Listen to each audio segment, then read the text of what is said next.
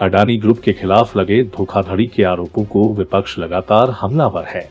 इस मुद्दे पर चर्चा को लेकर शुक्रवार 3 फरवरी को भी विपक्षी दलों ने संसद में खूब हंगामा किया, जिसके बाद लोकसभा और राज्यसभा की कार्यवाही 6 फरवरी तक के लिए स्थगित कर दी गई।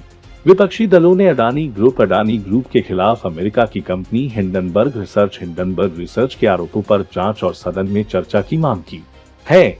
जानिए मामले से जुड़ी बड़ी बातें। शुक्रवार को लोकसभा की कार्यवाही शुरू होते ही विपक्ष ने हंगामा शुरू कर दिया। विपक्षी सदस्यों ने अडानी समूह की कंपनी के शेयरों में धोखाधड़ी के आरोप पर चर्चा और संयुक्त संसदीय समिति की जांच की मांग करते हुए नारे भी लगाए। सदन की कार्यवाही शुरू होने के तुरंत बाद विपक्षी सदस्य खड़े होकर नारेबाजी कर रहे थे और अडानी समूह के शेयरों की जांच की मांग कर रहे थे। स्पीकर ओम बिरला ने सदस्यों से अपना विरोध प्रदर्शन बंद करने और चर्चा में भाग लेने की अपील की। हालांकि विपक्ष ने अपना विरोध और नारेबाजी जारी रखी, जिसके कारण स्पीकर को कार्यवाही पहले दोपहर 2 बजे तक के लिए स्थगित करनी पड़ी। दिन में दूसरी बार सदन की कार्यवाही शुरू होने के बाद विपक्षी सदस्य अपनी मांग पर कायम रहे। नारेबाजी के बीच अध्यक्ष पद पर मौजूद राजेंद्र अग्रवाल ने सदन में संसदीय कागजात रखे जाने की अनुमति दे दी।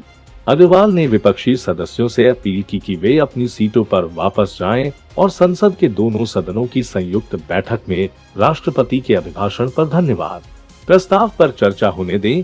विरोध जारी रहने पर उन्होंने लोकसभा की कार्यवाही 6 फरवरी तक के लिए स्थगित कर दी। सदन में हुए हंगामे पर केंद्रीय मंत्री प्रहलाद जोशी ने कहा कि उससे अडानी स्टॉक क्रैश सरकार का कोई लेना देना नहीं है।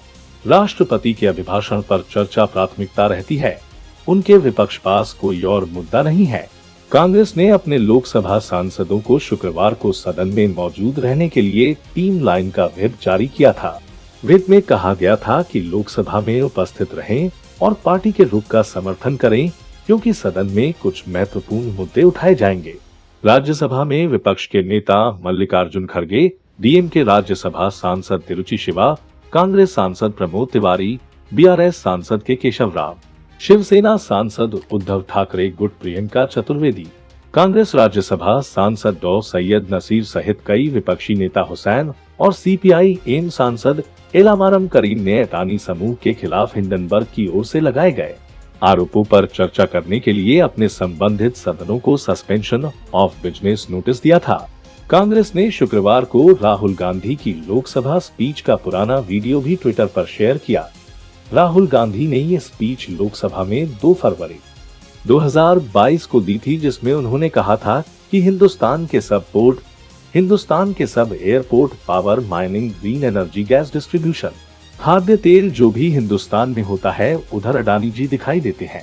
कांग्रेस सांसद शशि थरूर ने कहा कि विपक्षी दल चाहते हैं कि जो स्टॉक मार्केट गिर रहे हैं उस पर चर्चा हो, जनता का पैसा लिक और अन्य सरकारी संस्थानों में है।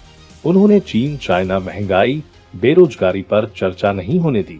जिस भी मुद्दे पर उन्हें लगता है कि वे शर्मिंदा होंगे उस पर चर्चा नहीं होने देते।